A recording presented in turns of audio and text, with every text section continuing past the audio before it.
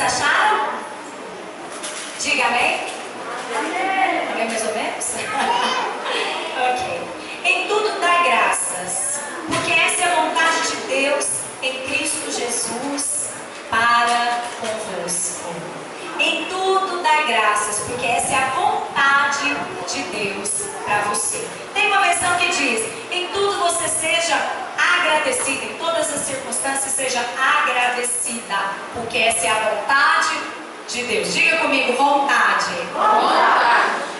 Esse é um dos grandes desafios para nós. Como entender a vontade de Deus, como fazer a vontade de Deus. Jesus orou por isso. Nós vemos Jesus orando: que seja feita a sua Vontade. na terra, como a sua vontade é feita no céu. Então Jesus, ele nos diz que nós devemos orar por isso, orar para que seja feita a vontade. Interessante, a vontade já está explicada. A vontade de Deus é que você seja uma mulher agradecida. Uau!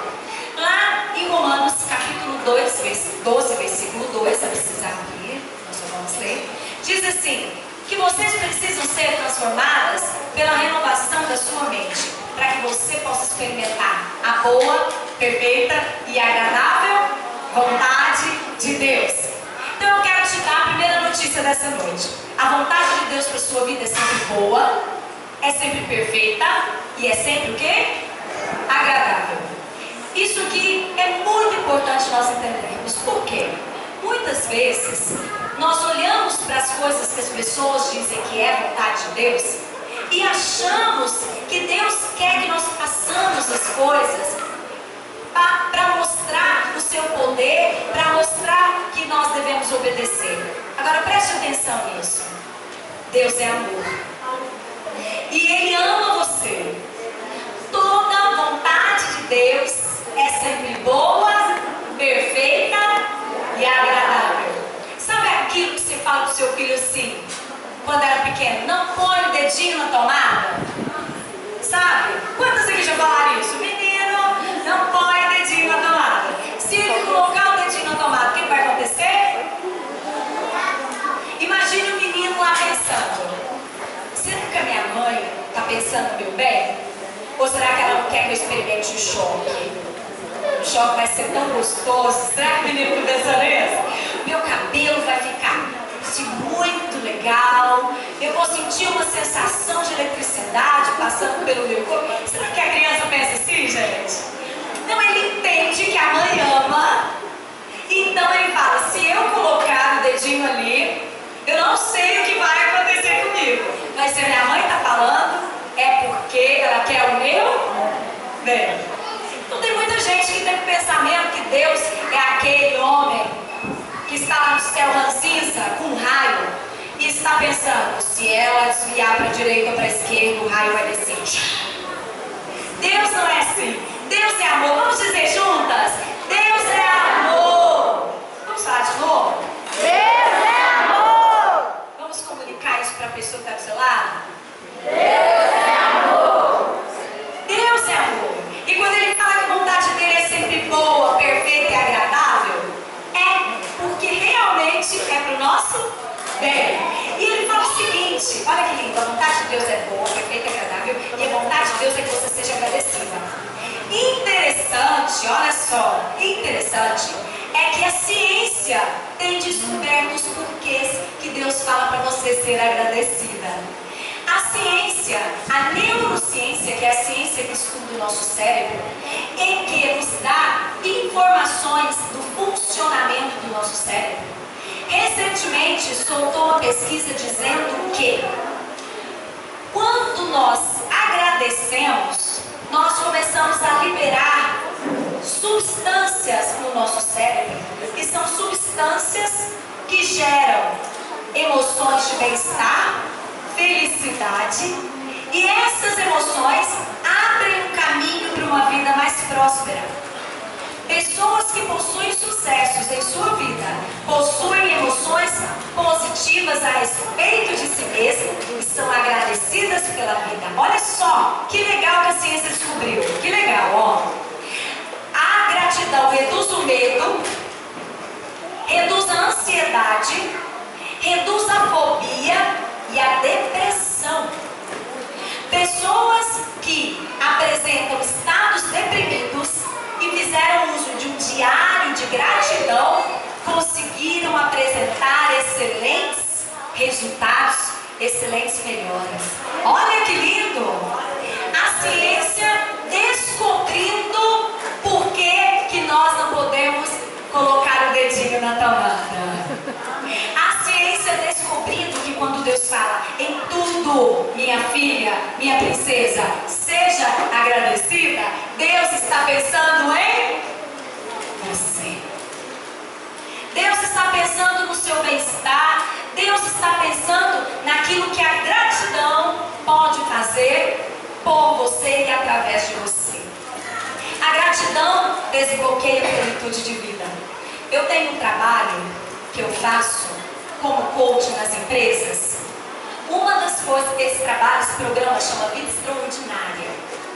E uma das sessões que eu faço nas empresas com os times é ensinar as pessoas como ser grato.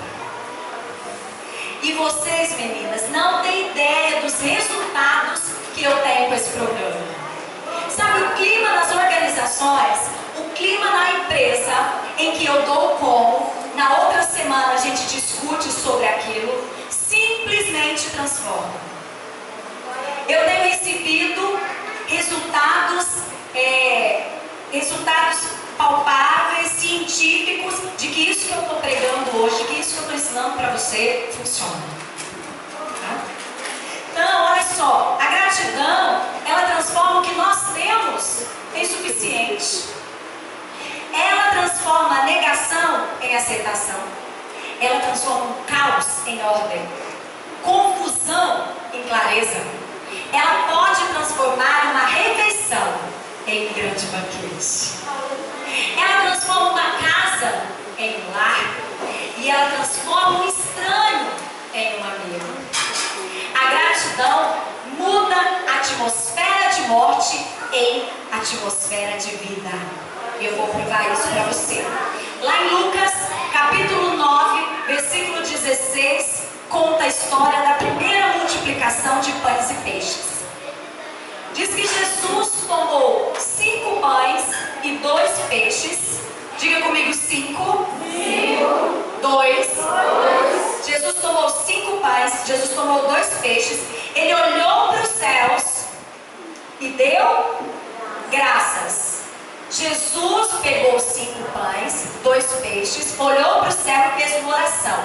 E a oração de Jesus foi uma oração de gratidão. Ele deu graças. Ele partiu, depois de haver dado graça, repartiu com seus discípulos e uma grande multidão se alimentou daqueles 5 pães e 2 peixes. Depois que a multidão se alimentou, foram recolhidos 12 cestos de pedaços que ainda sobraram. Então, 5 pães e 2 peixes. Depois eles recolheram o quê? 12. Guarda esses números que você vai entender agora mesmo porque eu estou te falando isso. Marcos, capítulo 8, versículo 6, nós vemos a segunda multiplicação. Nessa segunda multiplicação, Jesus toma 7 pães. Dá graças, a mesma atitude. Preste atenção, a mesma atitude. Dá graças. Dá para os discípulos e eles distribuem e alimentam uma grande multidão.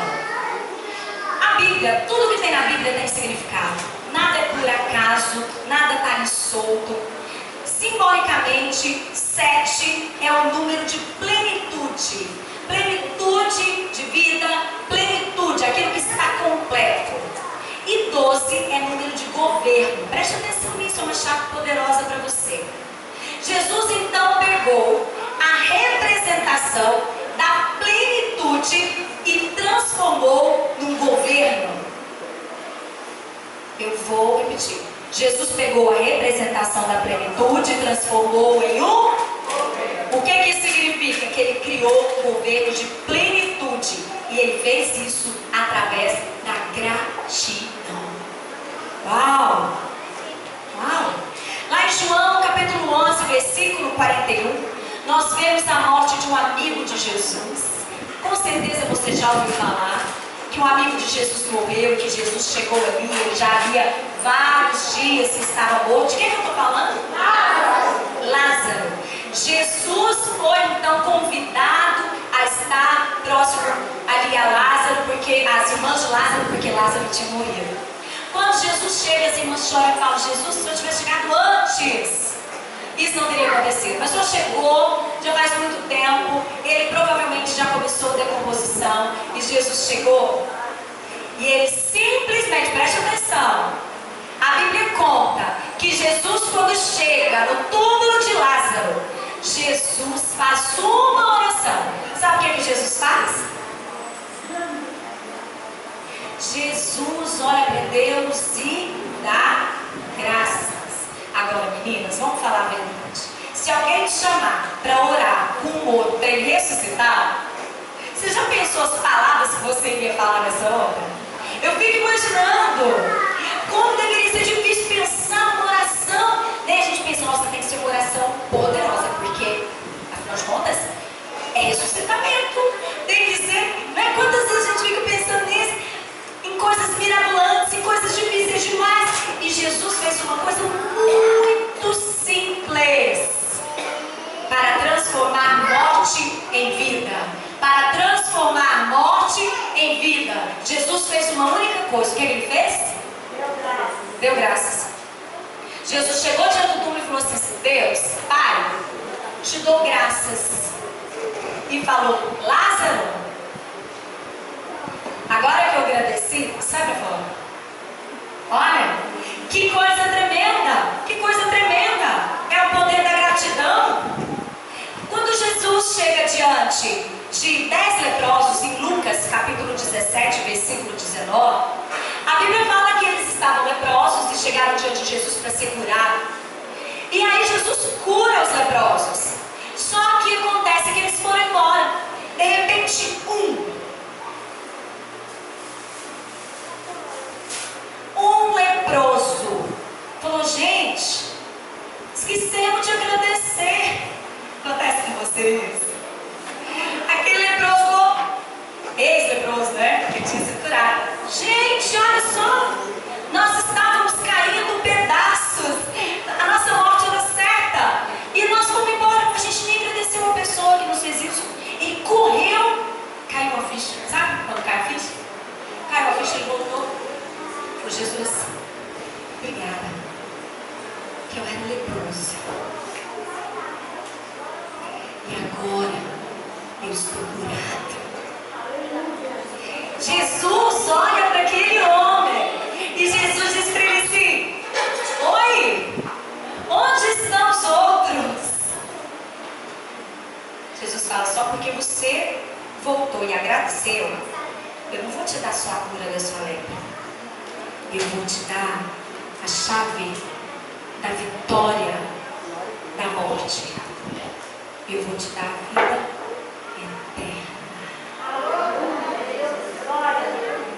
Por que aquele leproso recebeu vida eterna? Porque ele agradeceu. Porque ele agradeceu. Em Salmos, capítulo 100, versículo 4 diz: entrai pelas portas de Deus com ações de graças. Em Salmos 139, versículo 14 diz: graças te dou, Senhor, porque de um modo maravilhosamente assombroso eu fui formado. E existem vários graus de gratidão. Existe reconhecer o benefício recebido, existe louvar, existe retribuir.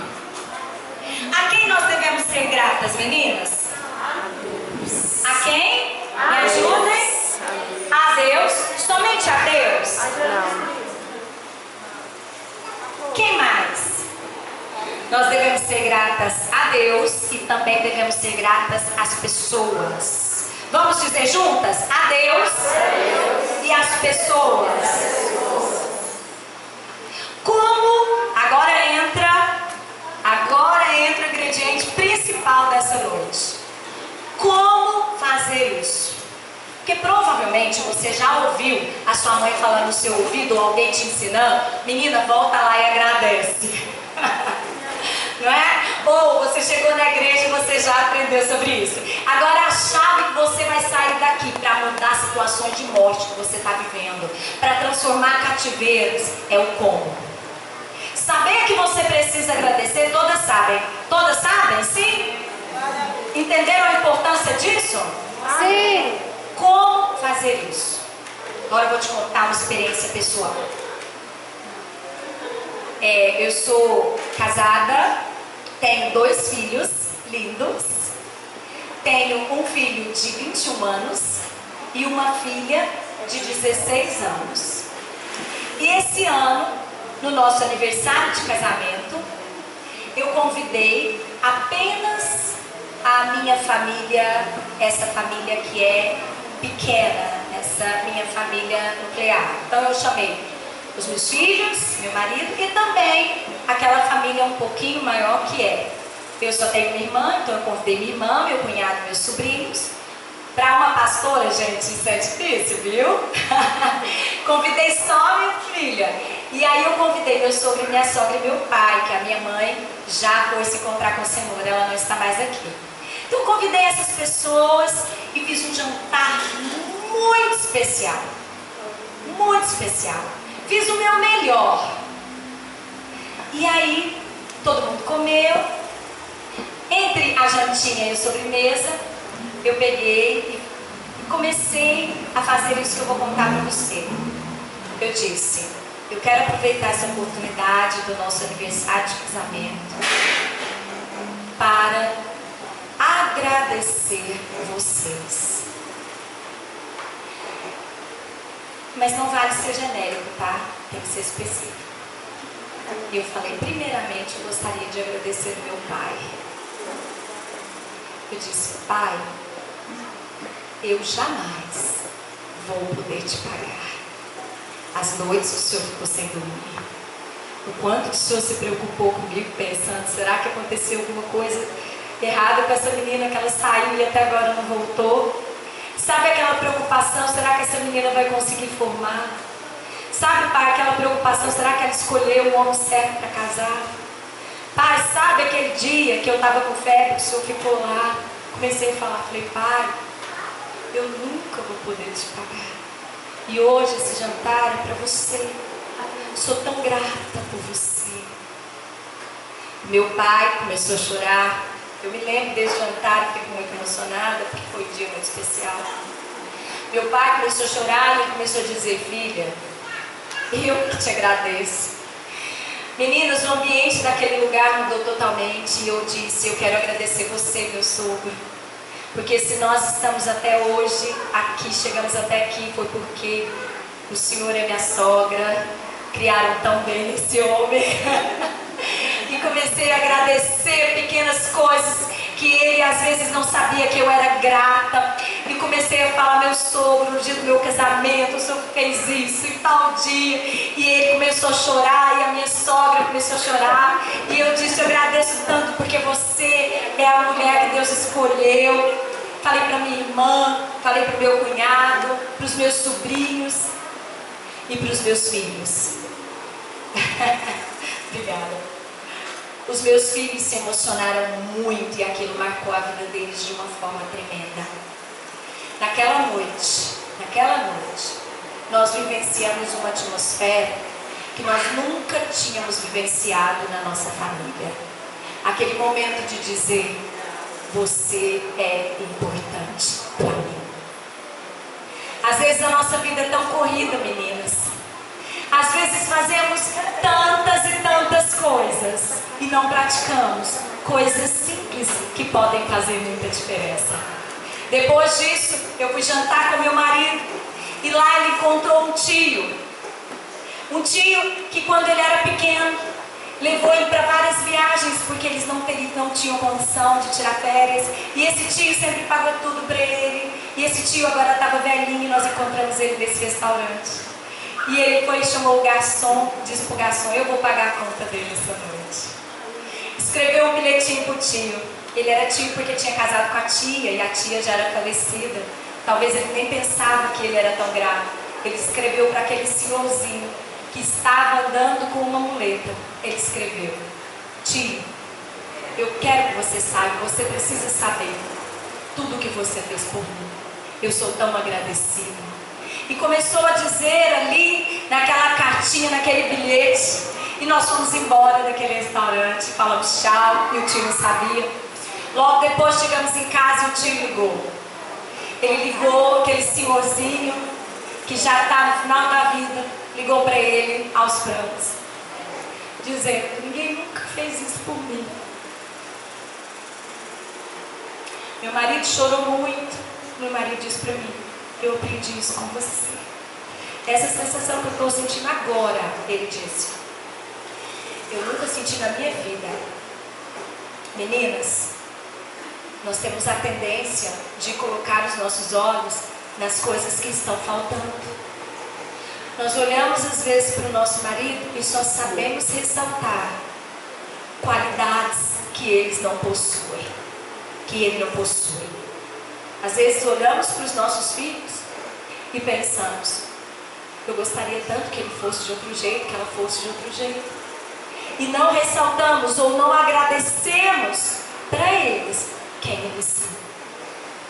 Muitas vezes fazemos parte de um projeto desse, mas nunca chegamos para uma líder e dizemos: obrigada, porque você me chamou para fazer parte desse projeto. A nossa vida vai passando e a gente não vai praticando aquilo que a gente sabe que faz a diferença. Existe uma outra coisa que você pode fazer, que é a visita inesperada da gratidão. Você pode ligar para alguém que um dia fez alguma coisa por você e dizer: eu estou indo na sua casa agora. E você chega lá só para agradecer e dar evidências. Você precisa dar evidências, você precisa dizer com detalhes por que você é grato. Quando você chegar na sua casa e começar a agradecer. Essa ministração eu tenho pregado em muitos lugares do Brasil. E são muitos testemunhos que eu tenho sobre mulheres que praticaram a gratidão. Homens que nunca que não quiseram, que não demonstraram interesse de querer Deus e as suas coisas, começaram a ver as suas esposas agradecidas a Ele e começaram a mudar a atitude com elas. Você pode imaginar o quanto a sua vida, a sua casa pode mudar quando você abrir as portas para a gratidão? O quanto a sua igreja pode mudar se você começar a praticar a gratidão? A gratidão prospera a alma e a ingratidão envelhece a alma. A gratidão traz vida, a ingratidão traz morte. Muitas vezes nós temos facilidade de olhar a ingratidão dos outros e dificuldade de olhar a nossa própria ingratidão. Quantas pessoas te abençoaram ao longo da sua vida?